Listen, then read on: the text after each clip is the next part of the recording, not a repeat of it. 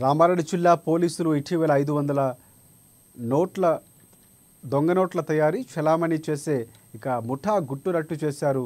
బిచ్కుంద మండల కేంద్రానికి చెందిన చిరు వ్యాపారి దొంగ నోట్లు చలామణి చేస్తూ ఉండగా పట్టుకున్నారు. హైదరాబాద్ కేంద్రంగా దొంగ నోట్లను ముద్రిస్తున్న ముఠా సభ్యులు అదుపులోకి తీసుకుని అరెస్టు చేశారు. ఆ సమయంలో 5 లక్షల మేర నకిలీ కరెన్సీని బిచ్కుందలో చలామణి చేస్తున్నట్లుగా కూడా పోలీసులు గుర్తించారు.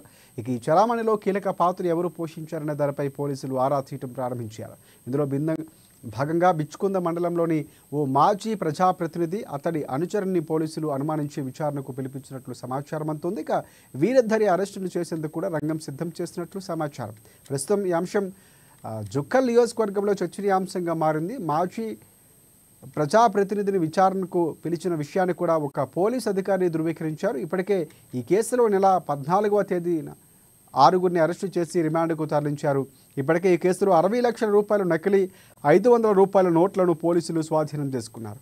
నకిలీ నోట్ల చలామణితో జిల్లా ప్రజలు ఆందోళన చెందుతున్నారు.